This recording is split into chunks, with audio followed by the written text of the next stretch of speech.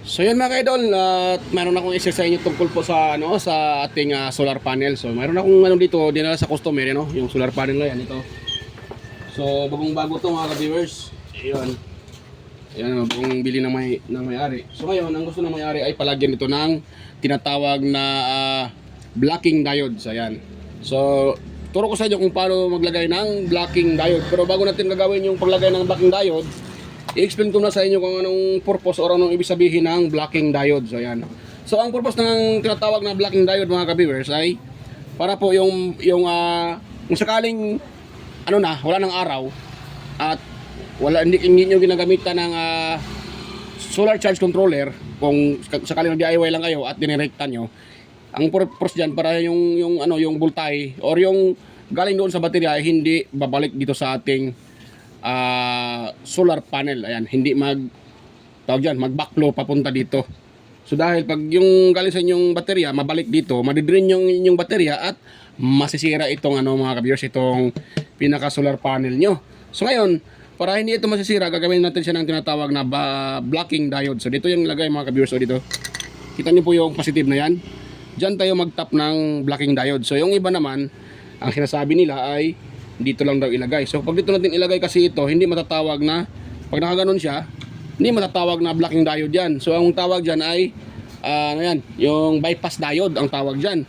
Hindi yun ang blocking diode. So kung lagay tayo ng blocking diode, sa akin para sa akin lang. So dito tayo maglagay. Yan, dyan tayo maglagay ng blocking diode. Dito tatanggalin natin itong positive at dyan din tayo maghinang ng diode na to. Yan, ganoon natin siya mga ka-viewers. Yan, kung nakita nyo ito, wait lang ha, di makita. Yan, kita nyo itong parang may silver, pababa ito, pababa, yan, pababa siya. Dahil ito nga yung supply natin galing dito sa panel, dito mag-i-in yan. So, siyempre, yung walang silver, yan po yung ating positive, mga ka-viewers.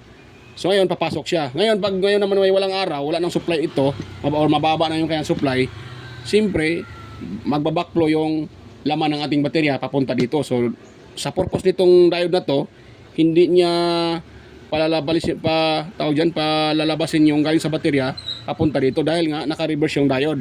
Ang diode kasi ay one side lang. Hindi siya pwedeng baliktaran. Pinapapasok niya yung positive pero hindi niya pinapapasok yung maling supply. O, di ba? Katulad dito.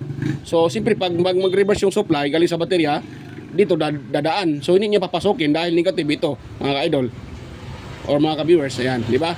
So, hindi papasok sa ating solar panel yung supply galing sa baterya kung sakaling wala ng araw at ito ay nakatap lang doon sa ating baterya. Dahil ito kasing solar panel na to ay bumibili yung aking customer at yun nga pinapalagyan niya ng diode na to. Dahil yun nga yung iba, pag wala kasing diode, ang mangyayari kasi maaring masira yung solar panel at madidrain yung laman ng baterya. Yan. So ngayon, pakita ko sa inyo kung paano ito ilagay dito mga ka-viewers. So tanggalin lang natin itong positive. Yung nakahinang. Yan po yung ating tatanggalin. Wait lang muna ha. Yan. So tatanggalin natin siya mga ka-viewers. So ewan ko sa iba dahil iba-iba naman talaga ang diskarte kung paano ilagay. So ako talaga tinatanggal ko yan. May nagsabi na magbawas daw ng supply yung diode. Magbawas naman talaga ng supply yan. Lahat ng diode naman talaga ay magbawas ng supply pag ginagamit mo. Minsan yung iba magbabawas sila ng something 0.7 volts, 0.7 millivolts pala, 0.7 millivolts or 0.6, 0.5 ganun. Magbabawas talaga sila ng malapit na 1 volts. Yan. So normal talaga yan na magbawas talaga yung diode. So ito naman talaga, itong solar panel na to ay 18 volts. Siyempre 18 volts. So lagyan natin dito, ipalagay na lang natin aabot ito ng 16 or 17. Ganun. So ito mga bersa ay hindi ito pang professional dahil nga DIY lang nga ito. Hindi naman tayo professional talaga, hindi tayo eksperto sa ganito. So yung sa akin ay lang talaga mga ka-viewers. Anong tawag dyan? DIYers tayo. So hindi ko sinasabi na ito talaga yung pinaka tamang ano talaga. Pero ito DIY kasi ito eh. So nasubukan ko naman ito doon sa aking mga DIY, ganito yung ginagamit ko. So maganda din naman. Yan, so hingin natin sa dito mga ka-viewers. Iyon. Kuha pa tayo ng ano, soldering lead. Ito yung ano, dagdagan. Yan, purpose ito para hindi mag-backflow yung ating supply punta sa dito sa kanyang panel.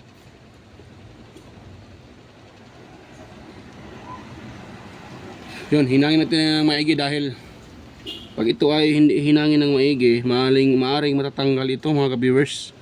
Sayang din naman yung ating ano,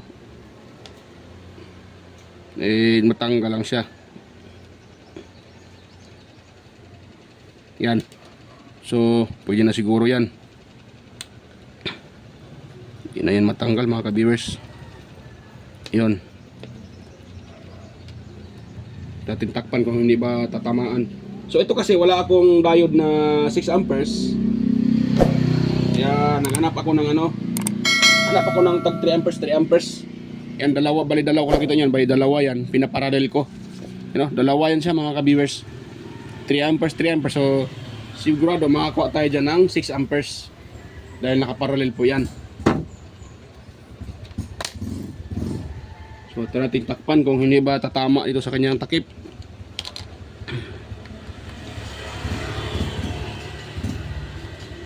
Parang tatamaan talagang takip pa. Wait lang muna mga kabisa, baba ko muna ulit dahil parang tatamaan yung ano, tatamaan sa takip. Baba natin. Yun. Ibin ko muna yung ano niya. Ito, ibin ko yung itong ano niya, pin. Ganun ko dito. Kailangan nasa baba ito mga ka-viewers. Ganun. Hindi naman tatama yan dyan. Para hindi din tatamaan yung ating ano. So, paano ito ha? Lagyan ko na siguro ng ano ito. Yan.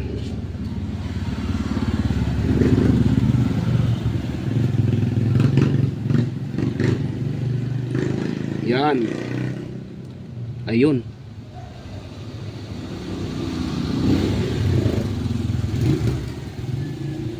Yan, pwede siya mga ka-idol, mga ka-viewers. Hindi naman siguro ito tatamaan. Hindi na ito tatamaan mga ka-viewers.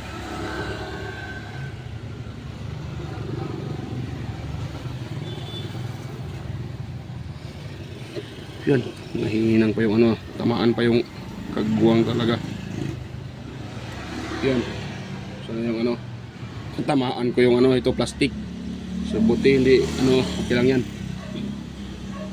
Ngayon, daragdagan natin yung hinang para hindi matanggal.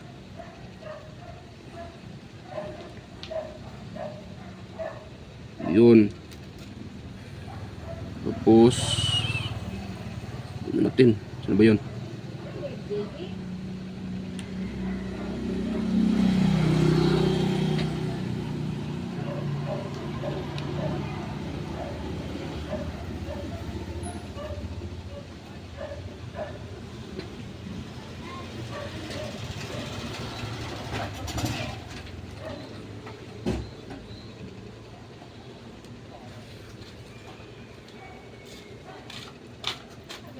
Deliver.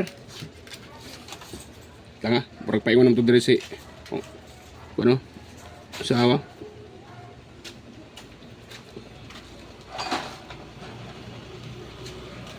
So yan.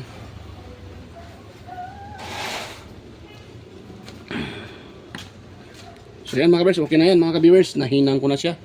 Tingin ko ay ano na yan. Pwede na siguro yan. Yan o. So maganda naman yung pagkahinang.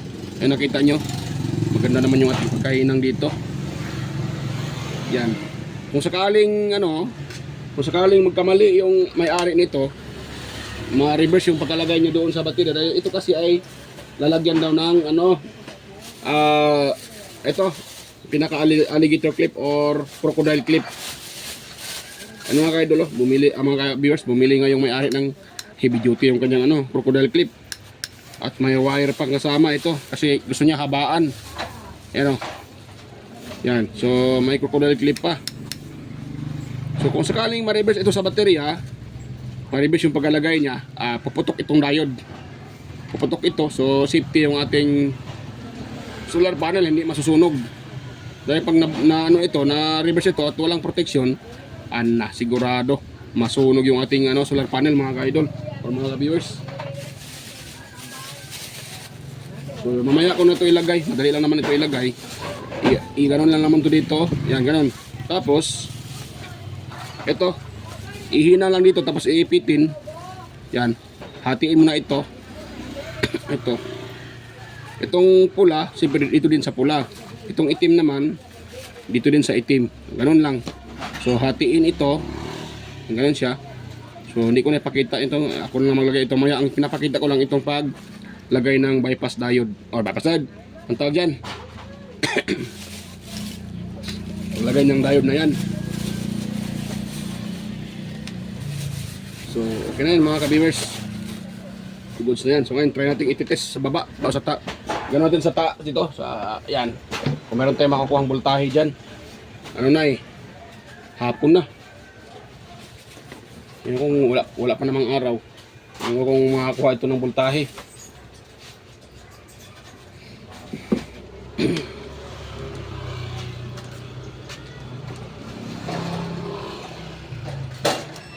Yan. Kalawin natin. Ayun. Tapos try na tayong magsukat ng voltahe. Ayun mayroon pa siya nasasagap na 16 volts. Kahit hapon na. Nakakuha pa tayo ng 16 volts mga ka-viewers.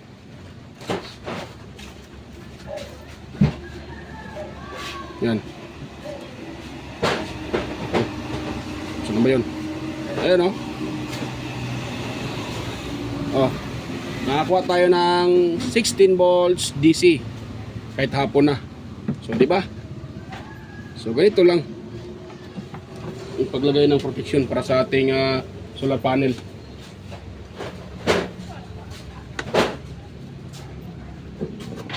So sa uli ko lang to mga ka-viewers. Ito ang ating nilagyan ng diode.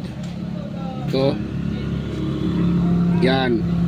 So at natin itong isara. Hindi na siguro ito tatamaan mga ka-viewers. Ang problema na natamaan ako naman nakatama doon sa soldering iron yung niya, kagwang na. Baka naman dito papasok. Tamaan sa soldering iron barok na talaga. Tamaan pa talaga ng soldering iron. Yan.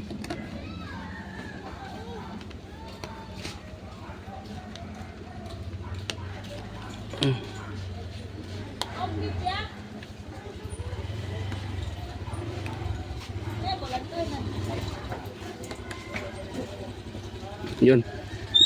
Parang nahirapan akong ipasok ito Tamaan pa naman sa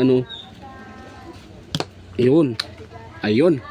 So okay na mga ka-viewers. Yan. So meron ng protection yung ating yung solar panel na to.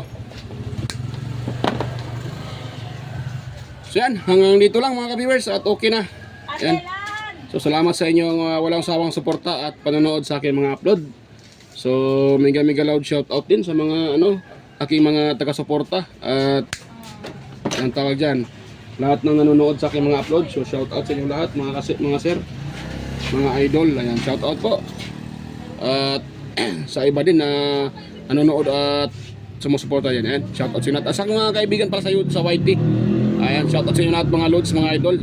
So yan, babay na po mga ka-viewers. So hanggang dito lang at ako ay samantalang magpapaalam at kita-kita tayo ulit sa aking next na mga upload. So yan, babay po mga ka-viewers.